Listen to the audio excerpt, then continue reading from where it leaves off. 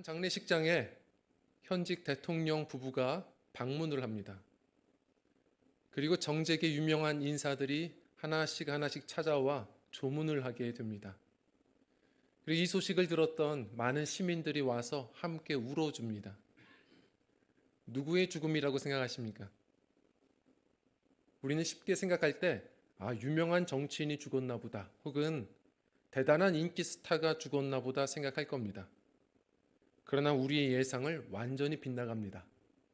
그저 평범한 중국집 배달원의 죽음이었습니다. 그런데 이 사람에 대한 이야기가 너무 감동이 되어서 사람들이 몰려들었고, 그것으로만 안 된다. 이분의 삶을 한번 많은 사람들이 들여다보고 우리가 도전받아야 된다 생각해서 영화까지 이제 제작이 되었죠. 김우수 씨의 이야기입니다. 바로 철가방 우수 씨라는 이 제목으로 영화까지 만들어졌습니다. 근데 이분의 이야기를 보면 참 독특합니다. 처음은 너무 불우했죠. 어렸을 적에 2살 때에 이미 고아원에 버려졌습니다. 그리고 12살쯤 되었을 때에 그 보육원을 탈출해버리고 가출해서 서울역에서 노숙하며 구걸하며 살아왔죠. 그러다가 자신에게 기회를 줘서 자신이 한 술집의 웨이터로서 이제 일을 할 수 있는 기회를 얻었고, 돈을 벌며 나름의 작은 꿈을 꾸기 시작했는데, 근데 그 웨이터 사장이 노림수가 있었죠. 그 모든 돈을 다 가지고 도망을 가버립니다.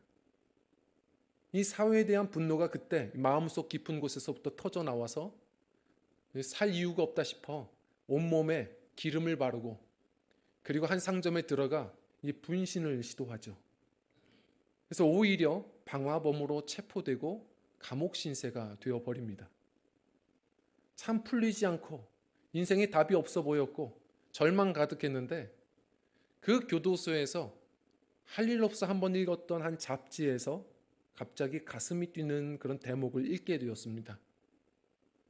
자신이 세상에서 유년 시절 가장 불우한 사람이라고 생각했는데 자기보다 불쌍한 아이가 보이는 겁니다. 한 소년 가장인데 그 아이가 그렇게 인터뷰를 한 겁니다. 자신은 열심히 공을 차서 축구 선수가 되고 싶다. 그래서 우리 동생 행복하게 해주고 싶다. 그 동생이 꼽추인데 이 여자아이가 늘 항상 아이들에게 놀림을 받아서 빨리 돈을 벌어서 우리 애가 좋아하는 뽀로로 캐릭터의 가방을 사줘서 그 등을 가려주고 싶다. 이런 이야기를 쓰는데 갑자기 울컥하고 감동이 되어서 그 교도소에서 그 취업학교에서 그저 할 일 없어 일했던 것이 조금씩 적립이 되는 돈이 있었고, 그걸 인생 처음으로 그 아이에게 후원을 해서 기부를 하게 됩니다. 그리고 나서 몇 개월이 지났는데 처음으로 살면서 자기 이름으로 편지를 받아본 겁니다. 그 아이가 이름도 모르지만 아저씨 너무 고마워요. 아저씨께서 응원해 주신 대로 저 힘내서 살아볼 겁니다. 아저씨 너무 고마워요. 이렇게 편지가 왔는데 이때 김우수 씨가 그 교도소 한켠 구석에서 그 편지를 읽다가 펑펑 울었다고 합니다. 그리고 사람들에게 다니면서 주변 사람들이 놀랄 만큼 자랑하며 다녔다고 해요. 나에게도 편지가 왔어요. 나에게도 고맙다고 하는 아이가 있어요. 그러면서 웃으면서 돌아다니면서 그렇게 자랑을 하더랍니다. 이 김우수 씨가 처음으로 살아가야 될 이유가 생겼다고 말하죠. 그래서 교도소 출소한 이후에 곧바로 이 중국집의 배달원으로서 일을 하는데 한 달에 75만 원 벌었습니다. 그런데 그걸 가지고선 쪽방에서 잠을 자면서 자신이 불의의 교통사고 배달하다가 사고가 나 죽거든요. 그런데 그 7년 동안 보니까 5명의 아이들을 그 돈으로 계속 후원을 하고 있었습니다. 그리고 그것뿐만이 아니라 자신이 불의의 사고로 세상을 떠나자 남들이 다 놀랬죠. 이분이 보험을 그래도 하나 가입해 놨는데 사망보험금을 그 4천만 원을 이 어린이 재단에 기부를 이미 지정을 해놔 버린 겁니다. 이분은 이 어린이 돕는 게, 불우한 어린아이들을 돕는 게 자신의 삶의 가치였고 목적이었습니다. 이 영화가 그래서 꾸준하게 이야기하는 겁니다. 이분의 이 기부의 모습에 감탄했던 분들이 그래서 모여들어서 영화까지 제작을 한 거예요. 돈이 없었는데 그 당시에 최수종 씨가 이분의 삶을 감동해서 자신이 이 재능 기부로 연기를 하게 되고, 거기다가 뭐 김수미 씨도 참여하고, 이상봉 씨는 자기 의상을 또한 협찬하고 기부를 하고, 거기다가 부활의 김태훈 씨는 그 노래 OST를 작곡해서 재능 기부를 하고, 작사가 필요하니까 소설가 이회수 씨가 붙어서 또한 재능 기부를 해서 이 영화가 완성됐는데, 그래도 돈이 없다 보니까 걱정을 했는데, 누가 봐도 이 내용을 보시면 개신교 영화거든요. 그런데도 한 불교도의 독치가가 또 그걸 보고서 8억 넘게를 후원해서 영화가 개봉이 됐습니다. 성도님들, 이 영화가 꾸준하게 얘기해주는 한마디가 있습니다. 그것은 이 포스터에도 보시겠지만 이런 내용입니다. 당신은 지금 행복하십니까? 이 질문 앞에 우리 성도님들은 뭐라고 대답하시겠습니까? 행복하십니까? 왜 내가 예수님을 믿고 살아가는데 온전한 가슴 벅찬 행복감을 누리지 못할까? 무엇의 문제일까? 한번 우린 돌아봐야 합니다. 이분의 이야기도 그렇지만 오래전에 유명한 스위스의 사상가 칼 힐티가 했던 말이 있습니다. 뭐라고 했냐면, 인생 최고의 행복을 깨닫는 날은 나의 사명을 자각하는 날이다. 아무리 우리가 신앙생활을 하고 살아가도요, 단지 내가 살아가는 이유가 생존이 전부라면 행복하지 않습니다. 나의 사명을 발견하고 그걸 붙들며 살 때 우리의 인생은 행복해지기 시작하는 거죠. 생각해 보십시오. 짐 캐리도 그런 이야기를 했습니다. 돈 벌면 행복한가? 이분이 뭐라고 얘기했냐면, 온 세상 사람들이 돈을 많이 벌었으면 좋겠다. 그래야 정답이 아니라는 걸 알 테니까. 50대가 되면 남자들은 우울증에 빠진다고 합니다. 중년 우울증이 무섭죠.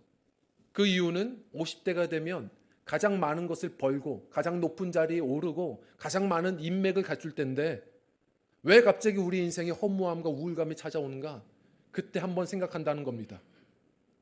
내가 정말 열심히 시켜서 공부도 해왔고 정말 앞만 보고 돈 벌고선 일해 왔는데 나로 살아본 적이 한 번도 없다는 겁니다. 난 누군가? 내 사명은 뭔가? 그거 붙들 때 우린 행복해지는 겁니다. 오늘 본문 말씀 보면 이제 히스기야 왕이 등장합니다. 오늘부터 이제 히스기야 왕의 이야기를 함께 나눌 텐데요. 왜 우리의 이 설교 주제가 잃어버린 유산인가? 사실 그 아버지가 다윗으로부터 내려온 모든 신앙의 좋은 유산들을 다 잃어버렸습니다. 히스기야 왕은 남북으로 이스라엘이 나뉘어졌을 때 요 남쪽의 왕입니다. 다시 말해 다윗의 이 신앙에 이 젖줄이 있었던 곳이 바로 이 남쪽 유다거든요. 그런데도 대부분 정신 못 차리고 우상 숭배하고 살았는데, 특히나 자신의 아버지 아하스 왕은요, 그 나라를 온통 우상 천국으로 만들었던 사람이에요. 예를 들어서 곳곳에 산당을 만들 뿐만 아니라 하나님이 화가 나셔서 한 번은 그 아람 왕 르신과 북이스라엘의 이 베가 왕이 연합해서 남왕국 쳐들어오게 하는데, 이 정도면 보통 깨닫고서 하나님께 회개하거든요. 근데 이 아하스라는 왕은 그렇지 않았습니다. 하나님을 무시하고 아수르라는 강한 나라에 가서 그들에게 도움을 청하고, 그것뿐만이 아니라 그 나라에 갔더니 우상 숭배하는 걸 보고서 그것 또한 좋아 보였거든요. 미신에 취했던 사람입니다. 그래서 그 제단을 그대로 기억해 놓고 남왕국에 와서 또 자기 나라에서 제단 세웠던 사람, 이 미신에 취한 사람이 아하스입니다. 자신의 아버지가 모든 유산들을 다 잃어버렸어요. 나라는 기울어 갑니다. 그러는 가운데 이 히스기야라는 사람이 우리 하나님을 바라봤고, 하나님께서 기억해 주시는 전무후무한 하나님을 의지한 왕, 형통했던 사람, 하나님이 축복해 주시는 삶을 살아내기 시작합니다. 오늘 본문 말씀 보면 3절에 이런 말씀이 있습니다. 우리 같이 읽어볼까요? 시작.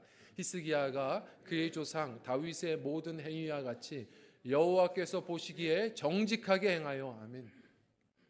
이런 고백을 듣는다는 것은 최고의 고백 아니겠습니까? 하나님께서 보실 때에 옳게 행동했다는 겁니다. 하나님이 왕으로 세우셨는데 그 왕위에 올랐을 때 자기 일하지 않고 하나님 일하며 살았던 겁니다. 히스기야는 그랬던 사람입니다. 하나님께서 그래서 그를 참 좋아하셨습니다. 성도님들도 오늘도 우리도 마찬가지입니다. 어느 순간부터 우리 한국교회에 보면 우리 믿음의 선배들이 갖고 있던 물려주었던 신앙의 유산들을 많이 잃어버리며 삽니다. 오늘부터 하나 둘씩 나눌 겁니다. 사명을 잃었고 성도들이 겸손을 잃었고 눈물의 기도를 잃었고 우리 주님 앞에 감사를 잃었습니다. 많은 것들을 잃었습니다. 분주하게 사느라 안식도 잃었습니다. 우리 히스기야와 같이 하나씩 찾아가는 지혜가 있었으면 좋겠습니다. 특별히 우리 한 사람 한 사람에게 히스기야에게 주신 것처럼 사명을 분명히 주셨습니다. 다윗은 성전을 세우는 게 사명이었습니다. 히스기야는 그 성전을 회복하는 것이 사명이었습니다. 사명은 저마다 다릅니다. 그러나 분명한 것은 하나님이 부르셨다면 다 다르지만 주를 위한 사명을 주님께서 맡겨주셨다는 것을 기억하셔야 됩니다. 갑자기 감독님이 부릅니다. 그러면 스트레칭 하셔야 됩니다. 이제 내가 뛰어야 될 시간이 온 겁니다. 작업반장님이 날 부릅니다. 그러면 공구통 챙기셔야 됩니다. 이제 내가 일할 때가 온 겁니다. 하나님이 이렇게 우리를 부르셨습니다. 그것은 곧 쓰시겠다는 겁니다. 목사님 사명 부담스러워요. 사는 것도 먹고 사는 것도 힘들어요. 정말 그렇게 생각하십니까? 여러분 이 배는 돛이 아주 무겁고 힘겨운 겁니다. 그러나 배는 돛을 짐이라고 여기지 않습니다. 돛이 있기 때문에 바람을 타고 항해하는 겁니다. 자동차는 엔진이 매우 무겁습니다. 그러나 무겁다고 해서 그 엔진 빼고 달리지 않은 사람 아무도 없습니다. 그것 때문에 자동차는 히터도 틀 수 있고 앞으로 갈 수 있는 겁니다.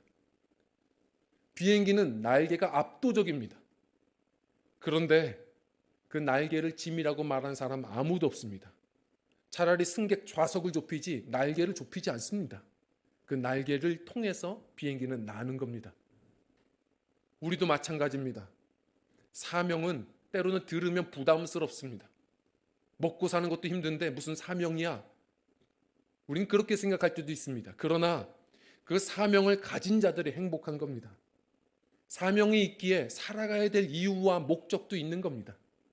그걸 통해서 어느 순간 사명을 우리가 붙들 때 내 마음에도 다시 히터가 돌아옵니다. 훈훈해지고 열정도 생기고 라이트도 켜집니다. 내가 살아가야 될 목적들이 보이기 시작하고 내 인생이 전진하기 시작합니다. 하나님께서 주시는 사명, 부르신 분께서 반드시 우리에게 알려주시고 그 사명을 붙든 자들이 남들이 모르는 행복한 길을 걷습니다. 우리 성도님들 혹시 사명을 놓치고 살아가고 있다면 우리 이번 한 주간은 이 말씀, 오늘의 말씀들을 기억하면서 주님께 사명을 구하고 그것 붙들고 잃어버린 행복을 우리가 다시 되찾을 수 있는 우리 저와 성도님들의 신앙 되시기를 간절히 축원드립니다. 자, 오늘 그 사명을 찾기 위해서 스텝을 하나씩 밟아볼 겁니다. 첫 번째로 우리 함께 읽겠습니다. 시작. 초점을 다시 맞춰야 합니다. 초점을 맞춰야 됩니다. 마태복음 6장에 보면 예수님께서 제자들을 산상에 데려가 아주 주옥 같은 산상수훈을 말씀해 주십니다. 특히 6장에 이 19절부터 보면 이런 이야기가 나옵니다. 너희들은 너희의 보물을 땅에 쌓아두지 말아라. 20절에 보면 하늘에 쌓아두라. 그럴 때에 좀과 동록이 해하지도 못하고 도둑이 그것을 빼앗아 가지도 않을 것이다. 그러면서 20절, 21절 보면 너희들은 네 마음이 있는 곳에, 네 보물이 있는 곳에 네 마음도 있다는 것을 기억해라. 이렇게 이야기를 합니다. 자, 근데 그 다음이 신기한 말씀을 하십니다. 너의 눈이 성하면 온몸이 밝을 것이요 너의 눈이 나쁘면 어두울 것이다. 자, 그런데 이 눈이 성한 것에 대해서 이게 무슨 의미인가 생각을 해보는데, 킹 제임스 버전 성경을 보면 거기에 영어 성경에 이렇게 나와 있습니다. 너희의 눈이 원 포커싱일 때, 초점이 하나일 때 너희들은 많은 것을 보게 될 것이다. 그런데 눈이 나쁘면 그것은 뭐냐면 더블 포커싱일 때, 상이 2개 이상이 될 때 너희들은 아무것도 보이지 않을 것이다 라고 얘기합니다. 초점이 많으면 좋은 겁니까? 초점을 풀어버리면 사실은 모든 걸 볼 것 같지만 그것은 아무것도 못 보는 상태, 멍하는 겁니다. 우리가 예배 시간에 항상 해보시잖아요. 우리 권사 이상 되면 늘 말씀드리는 것처럼 설교 시간에 저를 보는 척하면서 멍하시며 시간을 보내시는 실력들을 다 갖추십니다. 그런데 우리 성도님들은 그래도 아니신 것 같아요. 왜냐하면 지난주에 제가 설교하다가 하나를 실수했습니다. 가수 현미 씨가 죽었는데 제가 현숙 씨가 죽었다고 이야기를 했다고 하더라고요. 우선 잘 살고 계시는 현숙 가수님에게 우선 죄송한 말씀을 드리고요. 그런데 제가 지난 한 주에 그래서 만나는 분들마다 계속 들었습니다. 목사님, 현숙이 아니라 현미입니다. 현숙이 아니라 현미입니다. 현숙이 아니라 현미입니다. 제가 그래도 그 순간에 죄송하다 했지만 기뻤습니다. 왜냐하면 생각보다 말씀을 잘 듣고 계시구나. 틀린 거 하나하나 지적해 주시는구나. 이래야 또 설교자도 긴장하거든요. 듣고 계시구나. 안심했습니다. 사실 우리의 생각이 많은 것이 떠오를 때는 사실 아무 생각도 안 하는 겁니다. 그때는 오히려 잠이 오죠. 생각이 골똘해지고 생각이 초점이 맞춰질 때 우린 잠도 오지 않아요. 우리가 수많은 소리가 들려올 때 그거 다 들으면 잠도 잘 수 있습니다. 그러나 우리가 그 중에 채널을 고정하면 우리는 그것이 선명하게 하나의 노래를 들을 수 있습니다. 우리의 시선도 마찬가지입니다. 더블 포커싱이면 좋은 것 같죠? 아무것도 안 보이는 겁니다. 이게 의학적으로는 그것을 난시라고 얘기합니다. 우리의 초점을 하나로 맞출 때 우리는 선명하게 볼 수 있고 우리의 삶도 움직여지기 시작합니다. 초점 맞추셔야 합니다. 세월 길지 않습니다. 오늘 본문 말씀을 보면 우리 1절, 2절 말씀, 우리 특별히 2절 말씀 좀 읽어볼까요? 시작. 그가 왕이 될 때에 나이가 25세라 예루살렘에서 29년간 다스린 그의 어머니의 이름은 아비요 스가리아의 딸이더라. 아멘. 히스기야가 어떻게 다른 왕들과 달리 한평생 참 피곤하지만 힘있게 주의 사명 따라 살 수가 있었을까? 2절을 보면 그래도 제가 도전이 좀 됐습니다. 아버지는 답이 없었습니다. 그런데 어머니에게 좀 이유를 찾을 수가 있었습니다. 그의 어머님의 이름이 갑자기 등장합니다. 아비. 그의 어머님의 이름이 아비랍니다. 근데 역대하를 보면 사실 아비가 아니라 확실한 이름은 아비야예요. 아비야. 야가 붙으면 뭐죠? 여호와입니다. 그의 어머님의 이름은 아비, 아버지. 비슷하죠? 나의 하나님이 여호와께서 나의 아버지 되신다라는 겁니다. 근데 그 어머님의 가정이 신앙이 아주 든든했던 것 같습니다. 그 어머님의 아버지, 그러니까 다시 말해 외할아버지의 이름이 스가리아입니다. 성경을 보면 그분은 아주 존경받던 또한 제사장이었습니다. 신앙이 든든한 가정이에요. 스가리아라는 이 이름도 보면 그분의 아버지도 믿음의 사람이었던 것 같아요. 아버지 하나님이에요. 여호와 하나님이 기억하신다라는 이름의 뜻입니다. 그래서 그 어머님을 통해서 아들의 이름도 히스기야입니다. 여호와께서 나의 능력이 되신다. 성도님들, 우리가 살아갈 때 보면 참 다양한 채널이 있습니다. 우리는 하나를 선택해야 합니다. 특별히 무엇보다도 먼저 우리의 초점을 하나님을 향하셔야 합니다. 여러 가지가 많이 보일 때에도 그 중에서 하나님을 우리 먼저 초점 맞추셔야 됩니다. 제가 왜 이런 말씀을 드리냐면, 목사님 저는 사명이 없습니다 이렇게 이야기하시는데, 그런 분들이 또 하나님께 기도도 안 하십니다. 하나님께 나아가셔야 됩니다. 여기 마이크가 있습니다. 이 마이크는 사실 목소리를 키우는 게 사명이거든요. 물론 이걸 뽑아가지고요 드럼도 칠 수 있습니다.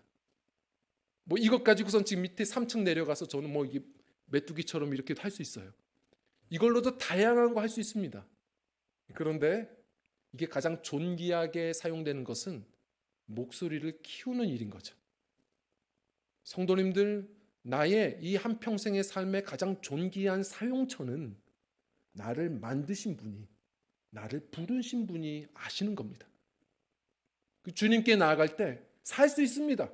남들과 비교하면서 그보다도 잘 살 수 있어요. 중요한 것은 한평생 행복하게 살아가고 가장 존귀하게 쓰임받을 수 있는 방법은 하나님께 나아가 물을 때 얻는 것입니다. 사명은 그분께로부터 얻는 것이에요. 우리 수많은 것이 보이지만 먼저 채널을 주님 앞에 고정하고 주님 앞에 듣고 그 사명을 붙드셨으면 좋겠습니다. 그리고 세월 길지 않습니다. 이 히스기야가 어땠냐면, 역대하 29장을 보면 자신만이 아니에요. 이 사람의 마음이 다급합니다. 은혜 받은 사람들은 다급해져요. 세월을 아낍니다. 세월 낭비하지 않아요. 성령에 충만하여서 사명 따라 삽니다. 그가 돌아다니며 얘기하죠. 레위인들 붙들어서 이러고 잠들 때가 아닙니다. 당신들은 성전 봉사자로 부른 거 아닙니까? 시간을 낭비하지 맙시다. 그가 흔들어 깨우면서 사람들에게 잃어버렸던 이 유산, 사명감을 막 북돋아주기 시작합니다. 성도님들, 삶이 길지 않습니다. 전도서 말씀이 헛되고 헛되니 해 아래 모든 것이 헛되도다 이야기합니다. 이 말씀에 이 헤벨이라는 헛되다라는 말이요, 이게 또 다른 말의 표현은 짧다라는 겁니다. 그래서 어떤 분들은 짧고 짧으니 이 해 아래 모든 것이 순간이로다 이렇게 해석도 합니다. 성도님들, 세월은 참 짧습니다.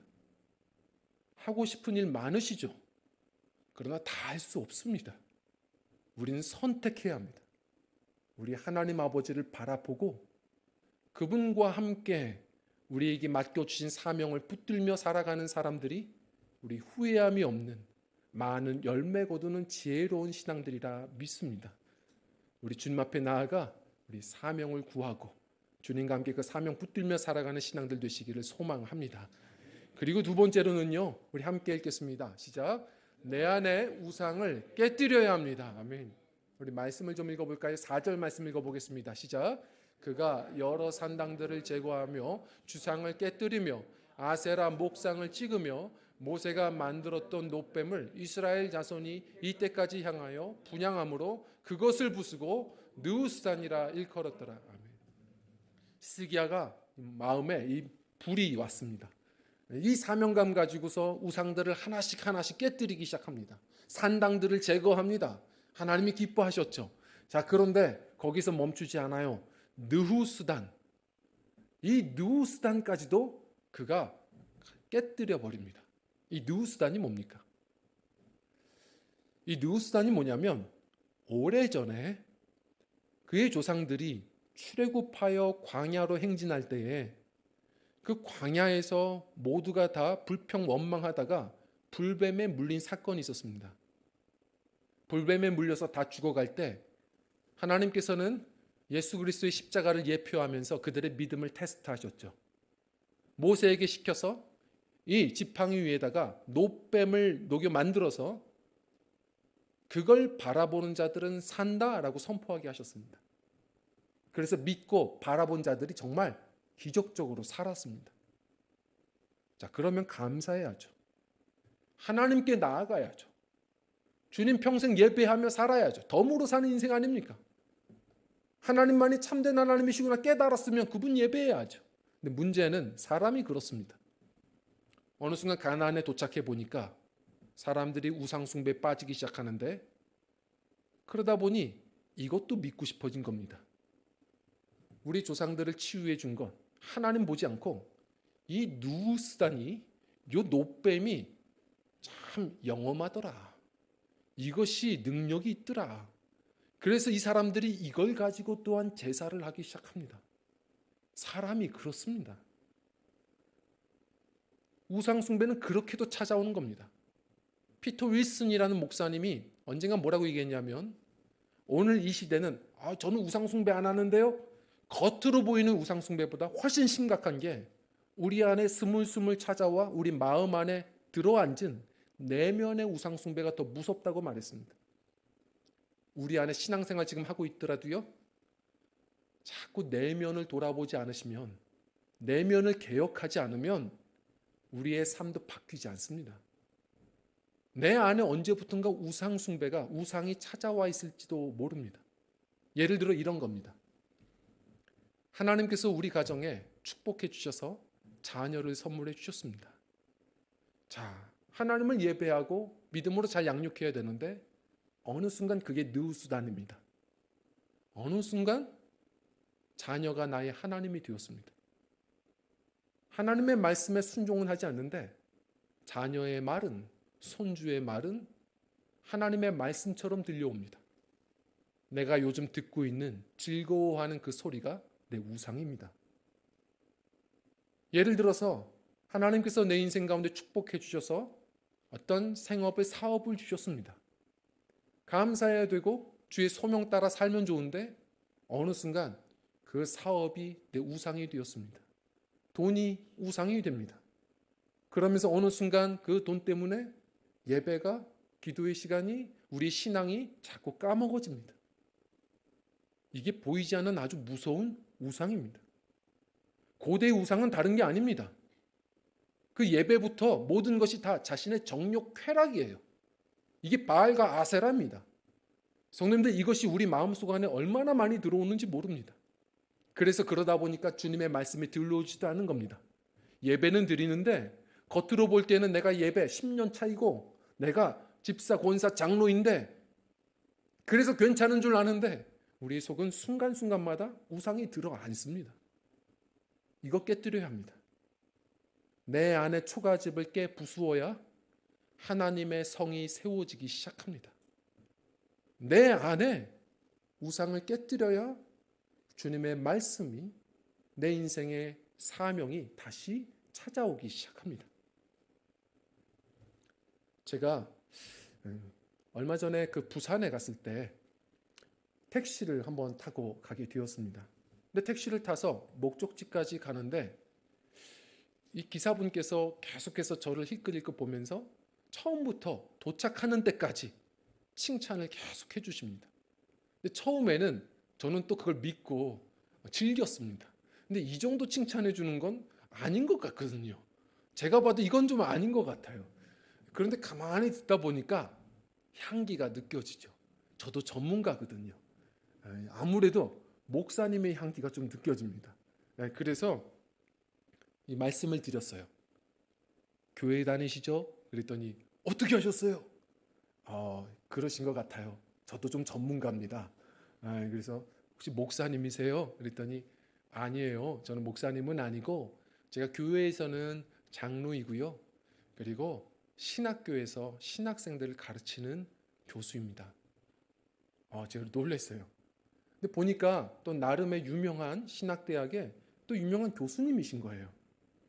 그래서 왜 그런데 여기서 다른 일을 하세요? 그랬더니 사실은 얼마 전에 제가 은퇴했습니다. 그런데 물론 이제 교수 생활을 평생 하면서 노후는 보장되어 있고 저희 삶은 어렵지는 않습니다. 그런데 도전이 생겼습니다. 저는 평생 신학생들, 우리 젊은이들 가르치는 게, 멘토되는 게 자신의 사명이라고 여겼고 최선을 다해서 교수 생활을 하면서도 너희들 이러지 마라. 먼저 세상의 빛이 돼야 된다. 세상의 소금이 돼야 된다. 그렇게 강조하고 가르쳤는데 은퇴하는 날 자신을 돌아보니까 정작 자신은 말만 잘했지 나는 과연 세상의 소금인가? 세상이 뭔지도 잘 모르겠더랍니다. 평생 교회 안에만 있었고 신학교 안에만 있었지 자신이 과연 그렇게 젊은이들을 가르칠 법한 사람인가? 도전이 되었더랍니다. 그래서 그 은퇴하는 날 주님께 울며 기도하고 결정을 하셨대요. 하나님, 제가 올해는 못할지라도 한번 경험해보고 제가 할 수 있는 일을 해보고 싶습니다. 우리 젊은이들에게 좀 당당하게 좋은 멘토가 되려고 한번 몸부림쳐 보겠습니다. 그래서 빨리 택시 운전할 수 있는 자격증 따고 바로 이번 한 해까지만 좀 우리 세상에서 이리저리 택시를 운전해 가면서 돈이 문제가 아니라 타시는 분들 이야기도 좀 들어보고 축복하고 위로하는 일을 좀 해보고 싶었습니다. 하시는 거예요. 너무 멋있더라고요. 사실 제가 목회를 해보면서 느끼는 것이지만 목회는 할수록 말이 늘어납니다. 근데 중요한 건 그러다 보니까 이 안이 잘 더 안 보이는 거예요. 우리 그리스도인들이 살아가면서 늘 해야 되는 일은 겉으로 보이는 게 다가 아닙니다. 우린 내면을 자꾸 우상숭배를 자꾸 회개하고 내면을 개혁해 나갈 때 우리 주님의 신선한 그때그때의 매일의 양식 만나가 찾아오는 것이고 주님이 내게 주신 사명을 우리 선명하게 붙들 수 있음을 기억해야 합니다. 히스기야가 이렇게 개혁했던 이유는 그는 항상 주님을 의지하고 살았던 사람, 주님 바라보며 살았던 인생이었음을 보게 됩니다. 먼저 내 안을 개혁하며 나아가시는 겁니다. 주님은 말씀하고 계실 텐데 이게 꽉 차 있어서 뭐가 지금 안 들려오는 겁니다. 내 안의 우상을 자꾸 제거하셔야 합니다. 그리고 세 번째로 마지막으로 우리 함께 읽겠습니다. 시작. 주님과 더욱 연합해야 합니다. 아멘. 주님과 연합하셔야 합니다. 저는 너무 감사했던 게 말씀을 이렇게 묵상하다가 그 5절 말씀에 히스기야가 하나님을 그토록 의지하는데 이랬던 왕이 전에도 없었고 후에도 없었더라. 하나님을 의지하는 게 1등이었다는 겁니다. 지금 얼마나 위로가 되는지. 예를 들어서 히스기야가 세계에서 공부 1등이었다. 그러면 전 주눅 듭니다. 그가 재산 소유가 1등이더라. 이러면 우린 주눅 들죠. 그런데 하나님 의지하는 게 1등이었다. 야, 이건 우린 할 수 있습니다. 성도님들, 우린 참 연약하지만 우리를 붙드신 분이 전능하십니다. 사명 주시는 분이 그 일을 하시겠다는 겁니다. 우리가 가장 지혜로운 일은 뭐냐면 그 전능하신 주님과 연합하여 살 때 우리 사명도 늘 누리고 이루며 살아가는 줄 믿습니다. 오늘 말씀 한번 좀 읽어봤으면 좋겠는데요. 우리 6절 말씀, 7절 말씀 읽겠습니다. 시작. 곧 그가 여호와께 연합하여 그에게서 떠나지 아니하고 여호와께서 모세에게 명령하신 계명을 지켰더라. 여호와께서 그와 함께 하심에 그가 어디로 가든지 형통하였더라. 아멘. 여호와께 연합하여. 이 연합이 뭐냐면 이게 부부 사이에도 쓰는 말입니다. 아주 친밀한 겁니다. 그래야 됩니다. 내가 무슨 능력이 있습니까? 주님께서 사명 주실 때마다 저는 못합니다 할 때 많지 않습니까? 그거 교만한 겁니다. 주님이 하시겠다는 거거든요. 이 종이짝이 사실 쓸 때 별로 없습니다. 그런데 이것도 잘 접으면 비행기로 납니다. 그리고 여기에 잘 그리면 아주 비싼 작품이 되어서 돈도 법니다. 이걸 구겨서 불을 당기면 많은 불을 피우는 또한 재료가 됩니다. 참 나는 연약하고 쓸 것 없는 것처럼 생각하지만 전능하신 주의 손에 들릴 때 우리는 무한한 가능성이 됩니다. 주님과 연합하는 것이 성도에게는 지혜요, 그것이 승리의 비결입니다. 사명에 버거워하시는 분들은 하나님을 보질 않는 겁니다. 주님께서 구상하신 행복한 인생을 살려면 우리 사명 붙들고 주님과 연합하여 사는 지혜가 필요합니다. 내 가능성을 넘어선 하나님 아버지의 가능성이 부어지기 시작합니다. 행복해집니다. 또 그럴 때에 무언가를 이루어도 정말 끝까지 승리할 수 있습니다. 제가 무슨 얘기를 드리느냐? 성경에 보면은 누가 주님의 뜻을 계명을 이루며 삽니까? 요한복음 14장 15절에 뭐라고 이야기하죠? 주님을 사랑하는 자들이 주님의 계명을 지킨다고 말했습니다. 주님이 하신 말씀처럼 너희는 내 안에 거해라. 그리할 때 많은 열매를 거두리라. 기억하십시오. 제가 이 목회를 하면서 느낀 것인데 많은 분들이 팔 걷어 붙이면서 내가 이 사명 감당하겠다고들 이야기하십니다. 그런데 주님 안에 거하는 걸 안 하시면서 팔 걷어 붙이는 거 그거 다 거짓말입니다. 많은 분들이 팔 걷어 붙여서 내 힘으로 주님의 사명 감당해 보겠다. 주님이 나에게 이 꿈 주셨다. 주님과 연합하지 않으면서 주님께 거하는 시간은 없으면서 주님의 사명을 이루겠다 하는 것 뭔가를 이룰 수는 있겠죠. 제가 그러나 봤던 많은 분들은 결국 그렇게 이루었다가 결국 그것 때문에 교만하여서 넘어지시는 분들도 많이 봤습니다.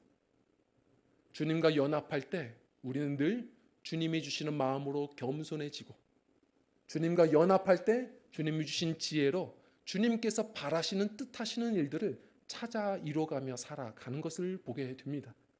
주님과 평생 연합하여 주님 맡기신 사명을 넉넉하게 감당하시는 지혜가 있으시길 소망합니다. 말씀을 정리합니다.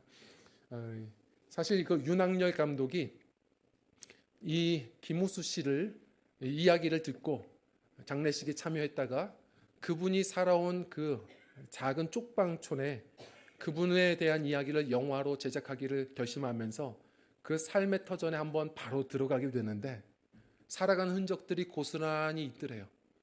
근데 그 책상 위에 신기한 걸 발견한 겁니다. 이분이 왜 그렇게 살았을까? 그렇게 짧은 인생 피곤하게 살았는데 행복했을까? 그렇게만 여겼는데 답을 찾았답니다. 아, 이분은 행복했구나. 이분이 왜 주변 사람들이 행복하다고 말하는지를 알겠다 느꼈답니다. 왜냐하면 이분 책상 위를 보니까 자신이 후원해 준 아이들, 자신이 기도해 주는 그 아이들 5명의 사진이 이렇게 올려져 있고 성경책 하나가 이렇게 펴져 있는데 시편 23편이었다 합니다. 여호와는 나의 목자시니 내가 부족함이 없습니다. 아, 그런 거구나. 이분은 행복했구나. 이분은 75만 원이 전부였지만 그러나 그분은 하나님을 가진 자, 하나님께서 함께하는 자였구나. 그는 부유한 사람이었구나. 깨달았답니다. 그리고 그분은 갈 곳이 있는 사람이었구나. 아버지 집, 영원한 아버지 집 다윗의 길을 걸었던 사람이구나. 깨달았다는 겁니다. 예전에 한 책을 읽는데 목사님께서 그런 이야기를 하셨습니다. 강남중앙 침례교회 최 목사님이신데 이분이 이런 글을 써요. 자신이 교회에서 이제 집으로 가는데 한 번은 길을 걷다가 한 젊은이가 이제 갓 20살 넘은 것 같은 젊은이인데 오픈카로 슈퍼카 아주 비싼 차를 그냥 부앙 소리 지르며 그렇게 재빠르게 운전하면서 가더랍니다. 근데 무슨 생각이 들었냐면 자기가 정말 어렸을 때라면 야 부럽다라고 했을 텐데 지금 와서 보니 그런 생각이 들더랍니다. 저 청년이 저렇게 비싼 차를 타고 저렇게 빨리 달리면서 결국 도착하는 그 도착지는 어디일까? 성도님들 아무리 빨리 달려도 도착지를 모르는 인생은 불안한 거 아닙니까? 아무리 비싼 돈 들여서 이것저것을 갖추어도 결국 영혼을 갖지 못하는 인생이라면 불행한 거 아닙니까? 성도님들 이 다윗의 길을 걷는 것 그것은 다름 아니라 나와 함께 하시는 주님을 믿고 사는 일이고 주님께서 예비하신 그 아버지 집을 바라보며 사는 사람들이 아니겠습니까? 적어도 우리는 김우수 씨보다 삶의 형편들은 낫지 않겠습니까? 우리가 주님께서 부르시는 날이 언제인지 모르지만 우리는 성도입니다. 하루하루 주님께서 주시는 참다운 행복을 누리며 나누어야 될 사람들인 줄 믿습니다. 내게 주신 사명이 있습니다. 그걸 피하지 말고 그저 생존으로 살지 말고 우리 주님께서 나의 목자 되시니 내 아버지 집이 거할 곳이 많으니 믿고 맡기며 주님과 함께 사명 가지고 살아내는 믿음들 그래 그 많은 행복을 한평생 누리며 나누며 사시는 사명자들 우리 저와 성도님들의 신앙의 여정이 다 되시기를 주의 이름으로 간절히 축원드립니다. 우리 함께 찬양하고 기도하겠습니다.